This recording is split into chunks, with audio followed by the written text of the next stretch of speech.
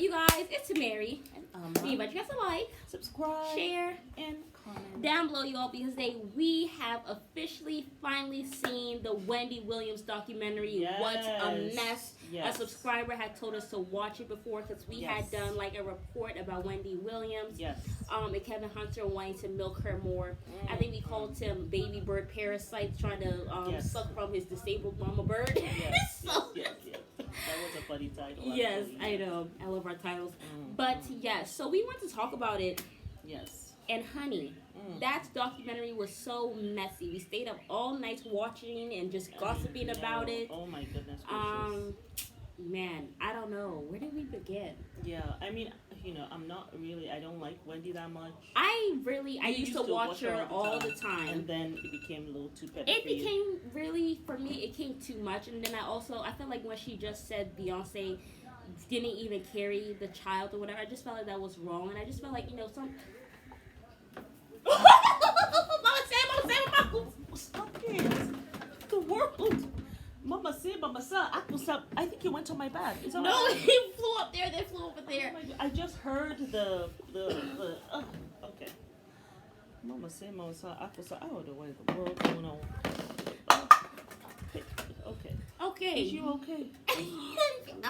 Mercy. Okay. Yeah. I just heard. I'm sorry, y'all. There are some really bugs huge here. I don't things. mind them, but then Mary gets to pulling me and all that. I didn't even touch you. I leaned to the left. I just heard those. It went over there anyway. That's besides the point. Lord have mercy, Lord have mercy. You would say, Baba say, Baba say. I said, what the hell? Okay. Sorry about that. Moving forward with Wendy. Yes. But so we were not really wanting to watch the documentary. But I saw a clip of it on Instagram. Very interesting, and actually I think it made me a little more empathetic to her. Oh my God! Let's start with her family. Let's talk about the damn daddy talking to, she had her first. I guess she was bulimic. Yes, that's bulimic when you're throwing up. But no, she would make herself throw up. I know. That was sad. And she had her first diets, like diets that adults do to lose weight. She was on her first diet in first grade. And her daddy had told her, "Oh, you have such a pretty face if you would just lose the weight." So she got on her first diet in first grade, and even the mom was saying stuff about her weight. Like, first of all, I don't think fathers should make a comment on their daughter's body. I think it's out of line. The only thing you have to say is, "Oh, honey, you look really good.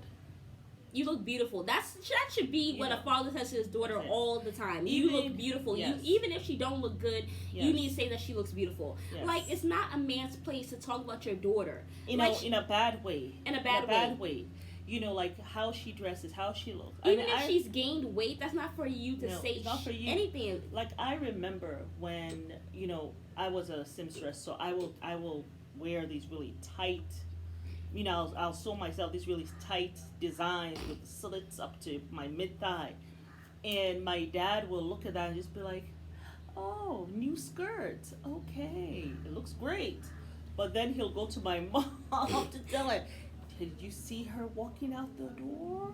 I think it's quite tight." And then my mom will have a fit coming to me to tell me, "No," Yeah. But he never will, because he never wanted to say, "Oh, what you sewed looked bad," or whatever. Yeah. So I just think, like, when the father does that, it's wrong. And then when the mother later on was saying, "Oh, Wendy will never fight back." Why will she? She learns from you all to take emotional abuse. Exactly. She's taken that from you all. So, why should she fight back? You've taught her that all these subtle things you say to her that hurt her feelings, like, it's normal. If your parent who is supposed to love you is saying those things, then you kind of normalize, right? Yeah. Someone putting you down. And that's what she did.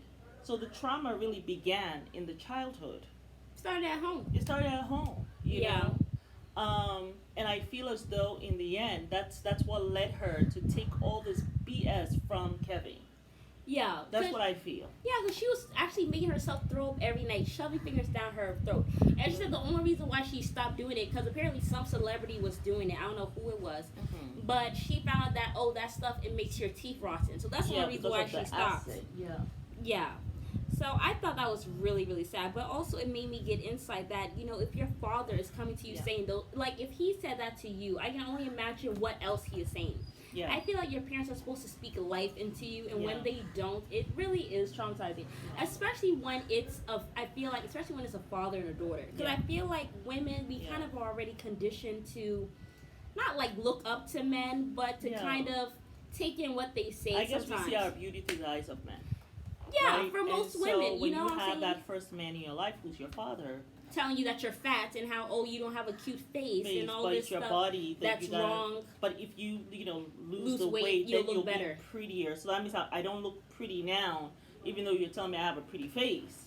That's how she's going to look at it. And just to start that, when this child is going to first grade, this is the time she's worrying about, hey, will my friends like me? Will I make friends? And then she got to deal with this rubbish. And then also my thing is, I feel like I was such a chubby child, like when I was a baby, and then also when I was like 10, I remember looking at her, I was like, oh, I was really chubby. And then when I came into like, I think when I was like, I guess high school, college, or whatever, I really was quite slim. And then I kind of gained a little bit of weight during COVID, and then I kind of slimmed down. Right. As a woman, your body goes like this. Absolutely. All the time. Absolutely. So for you all to even hormones say anything, and all that stuff, yeah. Like, for you to say anything at that young, like, what, that's 8, 10, 7? I can see why. No, first grade is 6. First grade is you're 6 at first grade, yes. And she's on a diet at 6. That's ridiculous. And just to even talk to her about how you have a pretty face, but whatever, at 6, really? I don't know. I don't know. This is why men should not say shit about women's bodies, especially a father-daughter. Yeah. I mean, even a husband. I don't even think a husband should say anything about his woman's weight. Yeah, everything has to be positive. Yeah, that's everything what has to be positive, Yeah. On that end. Yeah. Yeah. But then, of course, she said she had very few friends, but she was her own best friend.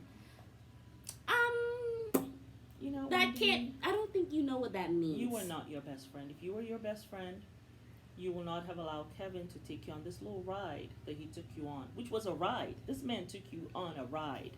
He allowed you to accept him cheating. Yeah. You tried to. It's like you're telling him, you want him to feel like a man because you're making more money than he is. You're probably getting more clout or attention than he is. And so you want to make him feel like a man. And so you're like, okay, this job that you already got though, and you've already gone for the interview, you already got the job, you lied to him to go and, talk to the person. So it seems as though he got the job for you. This is after you find out that he's cheating. When you had just had your baby. But the thing is, she knew he wasn't. What is that? You know what it is? She knew he wasn't shit when she met him. She knew he didn't have much going for himself. Exactly. So she hires him as her manager. And she wants him to feel like a man so she's not feeling like she's emasculating him. Because remember when she had her 2 miscarriages at 5 months, which I didn't know you could even have a miscarriage that late. Yeah, you can have it even later that it has happened. But the fact that she had 2 miscarriages at 5 months, she was even saying that she wants to get a divorce from him because she felt like she was not womanly enough for him because she couldn't carry these kids. Yeah. But also, remember you guys, when she actually met Kevin, she had been raped by some one-hit wonder. Yes. And after that, she started sniffing coke. Yes. Like it was her full-time job. Yes. Well, she said she was sniffing or getting high 5 times a week. That's like every day. Yeah, that's basically. Really every day. And I don't even know if I believe 5 weeks. It's kind of like he came 5 in, days. She was raped. He came in at a time where and she never he was dealt being with protective, right? Yeah. To her, so she starts to feel, well, this is my protector. The problem is when you don't deal with the trauma that you've gone through and heal from it. Yeah. You still carry that kind of energy. Absolutely. And so you bring in people to feed that energy that you're carrying or that aura that you're carrying. And that was the thing with Kevin. But, like Maya Angelou said, unequals cannot be friends. So if they can't be friends, they damn sure can't be lovers or partners or Absolutely married. And so she was trying to, put him in some role. Yeah. And he totally abused that. And you know something, what came to mind when you were talking about she felt like she was going to leave him because she didn't feel womanly enough. I can see him And then the fact that just after she had the baby, then she heard him talking to someone, Yes. and he says that he was breaking it off. I can see him kind of insinuating that she wasn't woman enough, and that's why he was cheating. Well, I feel like she probably even stayed with his dusty ass because she felt like, oh, he probably did this affair because I was having all these miscarriages and I'm not a woman enough for him. So she probably blamed herself. Exactly, and he allowed her to.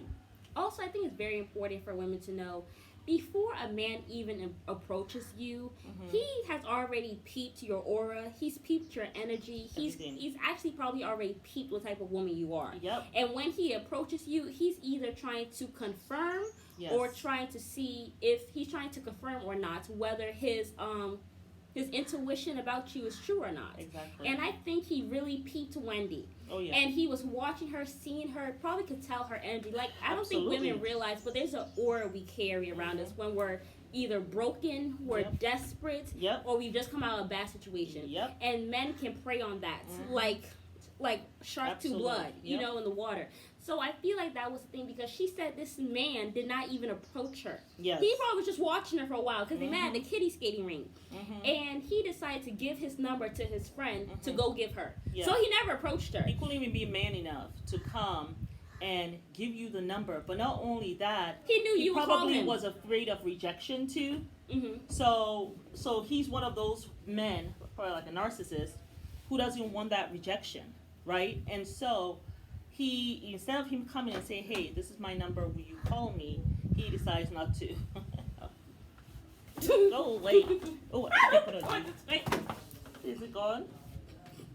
Did he go? Because I think it went on my... Oh my goodness gracious me. Oh, salamander. Where? Tiny.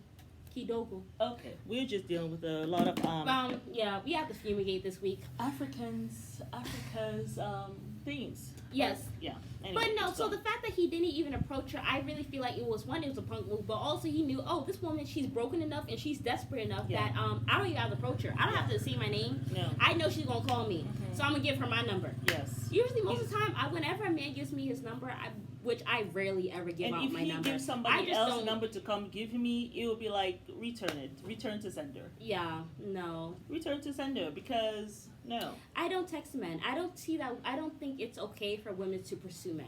Because the thing is, you never know if he's actually really interested in you. Because if you're bringing the chase to him, what effort does he have to put into actually... Exactly. Because if a man gets something so easily, he's not going to actually value it. Yeah, that's he didn't come not to what you I and ask feel. for your number. It's like, no. Give the number, like, you call me. I don't know. I don't know how women do it. I don't know how women go and call men. And then, I would be too embarrassed. He sits back and thinks, if she calls me to this evening, ooh, she real desperate. You see what I'm saying? It depends on when she call him. Yeah. Yeah. But if you don't call at all until you see him next, then he'll be like, The games. I mean, yeah. Right there he showed you he was a game player. Yeah. Right there he showed you he understands that you guys are at two different levels. Yeah. And she said she liked him. Oh my God. There was this one scene of the thing where she was talking about how, he came, he picked me up, he was wearing I could tell he bought a new outfit. It was real crisp. He was smelling good. He was my type, rough around the edges. He was fine. And then also, by the first traffic light, I knew I liked him. By the second traffic light, I knew I really, really liked him. By the time we got to the bridge, I think I was in love. And I said, you know what? I hate that we do this as women. I really hate that we do this, because literally we will see a man that we think is fine or who we think could be a potential somebody. Sometimes we haven't even had a conversation with him. Yes. Or sometimes we have. By the time that one little conversation is over, we've gone home. Probably the time we get into the car, we driving ourselves home. We're thinking about the babies. We're thinking about the kids. We think about the wedding. We're fantasizing about what the relationship's going to be. And we are like, oh my God, this is my forever. Yeah. And we fuck ourselves up every single time when we do that. I don't know why we do that. Because listen, I've done that to myself as well. But then you're like, I don't even know this fool. I don't even know he'll be a good father. I don't know he'll be a good husband. Nothing. I don't even know what his credit score is. No. You don't know a damn thing about this fool right here. You don't know nothing, but you have started fantasizing in your head that this is the man for me. We do that. Yep.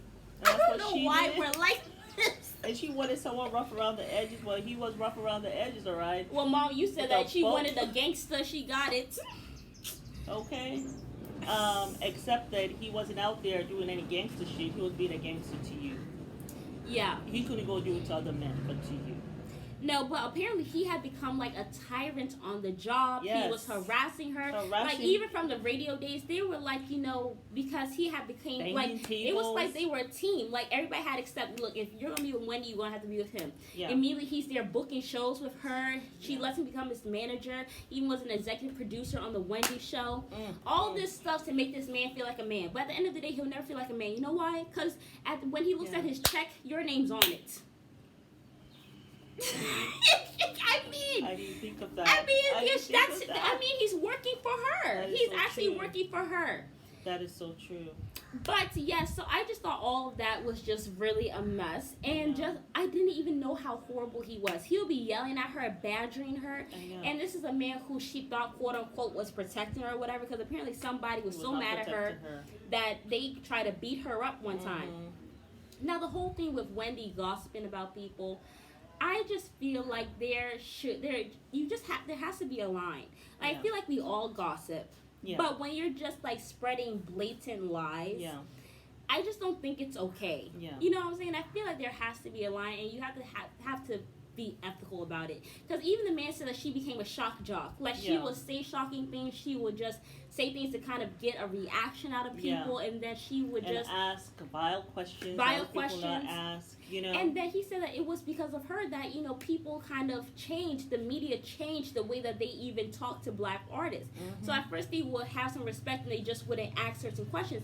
But now it was like all things go. You know what I'm saying? And I feel like that's not okay, because now you have people disrespecting you. Whitney apparently got so mad at her that she cussed her ass out on radio. But she stayed on the call though. But people didn't want to come to her show, but they had to because she was number one. She was very feisty. She was not going to take it. She was a Leo, too. She was not going to take no mess from nobody. On one hand, I felt bad for Wendy, but then on another hand, I can see why. Because she actually said this. She said, when she was going through this stuff or whatever, she said she felt like, was God punishing me for gossiping about people? So you kind of knew what you were doing was wrong because you had that feeling in your head. Because, God forbid you would have said something on the radio and somebody went and committed suicide or something. You know what I'm saying? And I feel like the fact that those girls were so upset at what she was saying, I can only imagine that they were ready to literally go to jail to beat her up.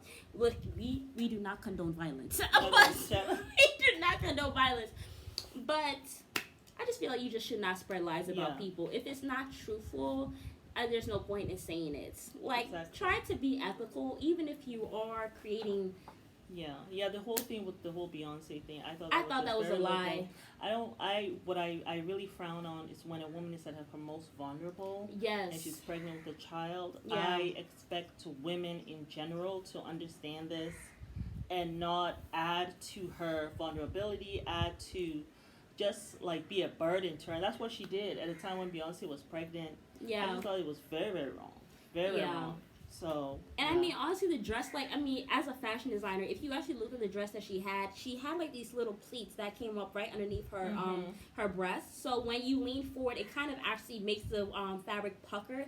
And then when she leaned forward, the fabric obviously is going to collapse by the type of fabric that she had. So that's my thing, because it looked like it was a cotton fabric with a little bit of a stretch. So I felt like, of course, it will have a little stiffness to it, but it'll have some stretch. So the reason why it even collapsed like that is because of the fabric. And then she immediately it's a fake bump. And I just thought that was so wrong. I just thought it was wrong. Because, Beyonce was only like 4 or 5 months pregnant, so it wasn't like a huge bump. You know what I'm saying? Now, what if she had a miscarriage? Because I think Beyonce dealt with one.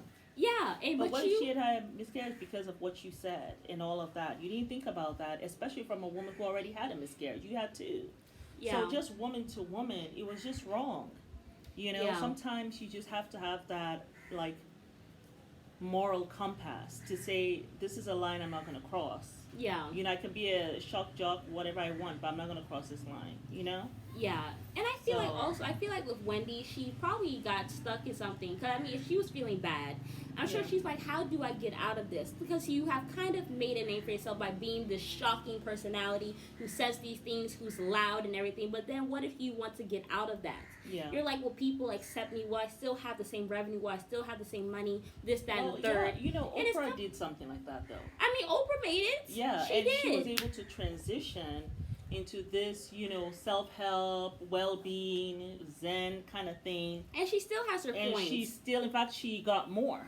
Yeah. She got more, you know. I mean, if she was still trying to be like Jerry Springer, I mean, Jerry Springer's show, that has kind of gone to the wayside. Yeah, I don't know. Is it still on? I know, I used to watch that show all the time. I But I mean, if she had stayed in that degeneracy, she probably would not be making the amount of points that she's able to make today. Yeah. You know what I'm saying? So I felt like maybe Wendy got caught up in that, but she didn't really know where to go. I mean, she was here doing coke. She had this issue with her parents. Then she's with this degenerate man who's sucking the life out of her. I know. She has to make him feel like a man like after from the very beginning. This guy has been cheating. Oh, he I think he would. I don't think. I think he went into the relationship cheating. Yeah, I think he's always had women with him, and she has turned a blind eye. Because remember, and her thing is just like, don't have, what did she say? Like, don't have a baby. Because I can't handle you having an affair, but you have an affair with a baby. Yeah. That I cannot handle. Yeah. So, I mean, the thing is, she knew all these years allowed. that it was a 10+ year relationship while you were married to this man for 22 years. I think he was cheating from the beginning because remember, she said she had moved to Philly because she got fired in New York. Yeah. And he didn't go with her. He said, "Baby, I'll wait for you." That's why I said. You said that no, he was not. He was not waiting for her. He was cheating on her the whole entire time. Yeah. You know, but it was sad. It was, and it kind of felt too when she talks about when this whole thing came out. Yeah. And everybody was talking about the mistress, right? Right. And so she went to the house that he had bought. He had already bought a $765,000 home. 9 miles away from her. He didn't even decide to go double digits. He said exactly 9 minutes. 9 miles. Just the disrespect, man. He just did not give a damn. Like, he was living a cushy life. He wanted convenience. Yes. These 2 families, convenience to him. So I can go from one to one easily. I don't have to drive too far. You know? I mean, you had allowed him to get so comfortable in his degeneracy. Yeah.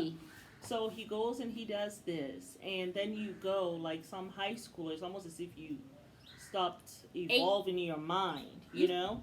Yeah. Since then, and you know, and you well, go, you say Kevin and Wendy forever, and then you gorilla glue their mailbox. Well, you said you felt like she had stopped aging after certain traumas, which I thought was very interesting. Yeah, it does happen, you know, like if certain things happen to you at certain times in your life. You stop aging. It's like you stop kind of evolving to the next level, you know? Like mentally. Yeah, mentally. So it was just sad. And sometimes the way she will cry, like she has not healed from so much. I mean, she still was crying, bawling her eyes out with her lipedema machine on her leg. She was just bawling. You know, she has a whole lot of healing to do. This is like decades worth of healing. Yeah. That still needs to be done. And I just wish that she really begins to get that intensive therapy, because that's what's going to be needed before you even go. Like when she said, "Oh, I'm single now," and I'm just like, "Oh, please don't say you're single now." Like, just stay single. Stay out you of know the what I'm dating saying? scene. Like, stay out of the dating scene. Yeah. Because you're going to have the same old until you heal that. You know, it's like how Sierra took some time away. Yeah. And after she broke up with Future, yeah, kind of healed all of that. And even when she got with Russell Wilson, you know, like she waited. Yeah, they waited They both till marriage. waited until marriage, so they really get to know each other. Like, and still she can continue her healing until such time as they got together. It's been so beautiful. I mean, Russell has been there since Future has been in diapers, which I thought was so insane. He was there helping her change diapers. I didn't even know they had been together that long. Yeah. But I thought that was so sweet. Yeah. But I wanted to quickly talk about the mistress. How apparently Charlamagne the God introduced her to him, which I'm shocked. But apparently she was not even checking for Big Kev when he came around. She was in her 20s, I think. And this man was 40 with a pot belly and 2 breasts to match. You know, probably didn't have shit going for himself. And my thing is, if you're trying to do a couple... Wendy's husband. Exactly. And my thing is, manager. though, if you're 30 or 20 or whatever, and you're trying to look for a come up, why would you go for a man who's living off his wife and really doesn't have shit going for himself? Yeah. Because anything can happen to Wendy. She obviously does not look well. You can just look at her eyeballs and tell she's not well. Because they're not supposed to poke out like that. Yeah. They're supposed to be in their sockets. I think she has like thyroid. I think she has spoken about that. She has like thyroid issues. Yes, so you already can tell that she's not completely well. You know what I'm saying? But you decided I want to go. Somebody's husband. It's somebody's husband, and he's living off of her. How are you getting to come up like that? Now the man is out here in the media talking about how he wants more money when the woman is disabled and is probably in a home right now. Like, I just don't understand. Like, it's just evil. It's evil, and they will get that. They're gonna get their the day that they deserve, the hell that they deserve. How about that? That's what I'm saying. I just felt like the whole thing was so stupid. This is somebody's husband. You're here wasting your time with this fat loser who can't really do nothing for you. And he's driving really around. Rough now. He has always looked rough. I like when he thought he was cute. I thought he looked like an ogre. Shrek looked better than him. You know, so I just felt like the whole thing was so degenerate. I was like, why are you even wasting your time with this man? You could have had anybody. This man is driving around in his wife's Porsche. I know. I don't want to say her Ferrari, her Mercedes, all of it. It just gives me BAN vibes. That's just the vibes I get. You're driving around your wife's car. You're using your wife's money. Because at the end of the day, she's signing his checks. It's not his money. He works for her. Unless he's selling drugs on the side. So, and then also Wendy, she also was so, like, okay with a lot of stuff. Like, she went to his condo. She said she gave him a condo so that he can go and do hood rat shit with his friends. She comes to find some panties that don't match. And then he's going to give to somebody. And get this. She finds a semen-filled bed. Filled with semen. Can you imagine the amount of sex that was going on up in there? It's just sick. Just nasty. Yeah, and he left that there for her to come. And then Wendy says she knows he doesn't use condoms. And you're here with him for 22 years. Wow. Where is the... Well, maybe she had stopped, maybe they weren't having sex anymore, but still. Girl. That's why when she said in the end, it said, I'm a Mustang, you can't tame me. Honey, girl. You were the tamest. He had tamed you. Very much so. Well before you had your child. And well before. And then also, she said that she was not a battered woman. He beat you up in every other way possible. Other way, but put a bruise on you. Yes. And when she talked about, he didn't hit me, I fell down the step, I didn't understand that. I don't know what she meant. Because she said so in the same sentence as the whole battery. She said that, he never pushed me or whatever, I fell and I broke my arm. I was like, well, which one is it? I don't know. Everything's allegedly here, okay? Allegedly. I was just like, okay, Wendy. I didn't know what she meant by that. If y'all know what she meant by that, comment down below. Her, though. No. Right now, I did not believe that. Because he was grabbing her from rehearsals. Believe you. Yeah. You said it, yes, but I don't believe that part, Wendy. I don't. And it's hard to say that after he has done all the stuff that he did to you, to be able to say, oh, and by the way, he was also beating me physically. I think that would just be too much. Yeah. So I don't think she'll be able to handle it. Yeah. And I don't feel like she's dealt with a lot of eternal trauma as well. Like from the rape, she said after the rape, she went into work. But then you also went into cocaine. Yeah. And I'm sure you saw this person again several times because since he was a one-hit wonder or whatever. So, sometimes it takes a while for one-hit wonders to kind of die out. You kind of wait for them to bring out new music, and if it doesn't work after a year, they kind of fall to the wayside. Yeah. So I really wanted her to say the person's name. I wonder who it would have been. I'm sure the person is still alive. Probably still doing the same thing. It would have been great for you to say the name so that we can just, drag the person. Maybe, hey, the statute of limits, maybe you can still go and sue him. Or, And then take him to court, take his ass to court after all these years, Yeah.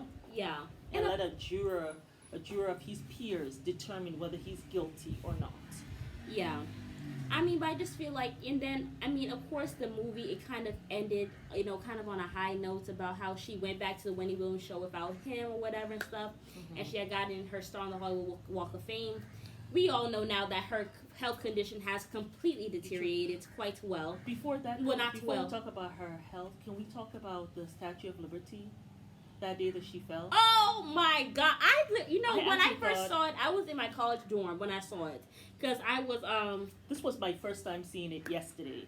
I had to I watch had never it. seen it before. I'd never even heard of it before. So I thought it was actually she was doing like a stunt. You know, like it's Halloween. Let me pretend that the Statue of Liberty is falling down. And then when I saw her producers rushing, then I said, "Oh, it's not a stunt." Listen, when I saw it in my dorm room, I remember. I can't remember exactly what I said, but I was like, "She on drugs?" I said something like that. Yeah, like that's what I was going on? thinking. Because I was like, "How you just passed out like that?" Because at first it seemed weird. Like when I first saw it, and when I was in college or whatever, I kind of saw her kind of like wobbling. Yeah. And then also I kind of saw her like her words were slurring. Yeah. So I knew something was going on. Mm-hmm. And then when she was like, yeah.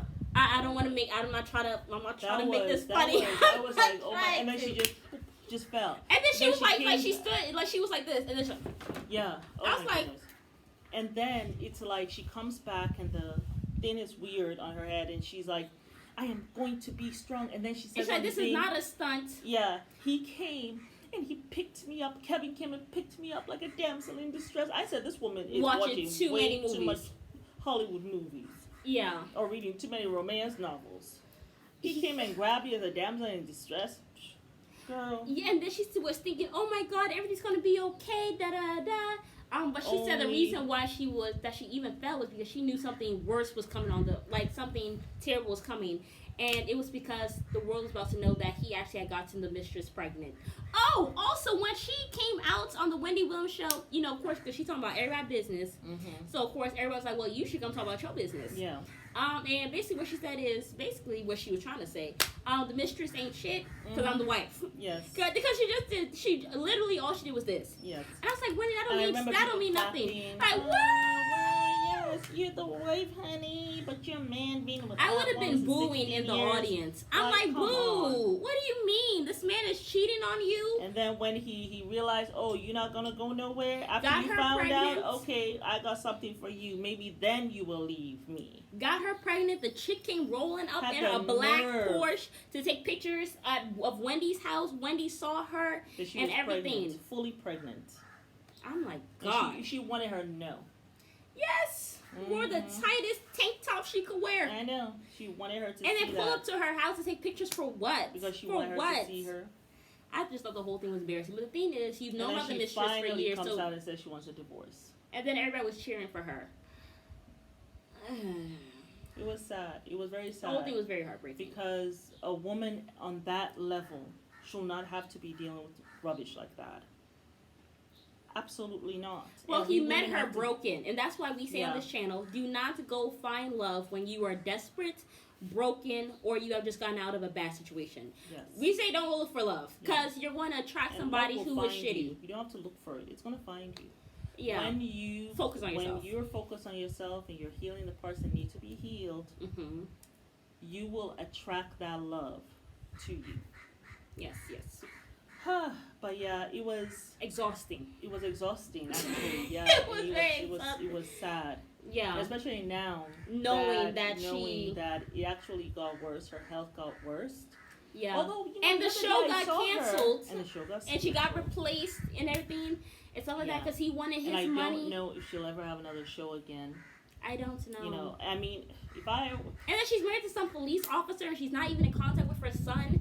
So I mean, the movie ended on a high note, but I'm glad it ended there because I mean, now we see her like recently. She ain't doing well at all. Although the other time I saw her, her face looked really much younger to me. When do you see her? Last time I saw her was on TMZ when she was showing her lipedema. No. There's a recent one. You guys get in the comments if you've seen a recent picture of Wendy. She looked good. She looked like she has like, as though she's like in her 30s. If her face, yes, she actually looked really good. I'm not see that picture because it might be from a few years back. So, but I think that was her. Yeah. But that was our take on the whole Wendy Williams documentary. We're happy we watched it. It's got some more info on Wendy. On her, yes. So it's not just like this woman who does this talk show.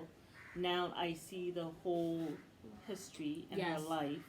Yes. So yes, I can empathize with what she went through. That was she didn't deserve it.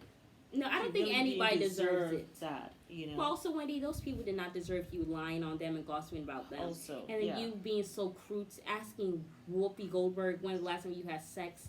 I just feel like some things are off limits. And also, I feel like it kind of creates this culture of disrespecting artists. Yeah, just disrespecting people.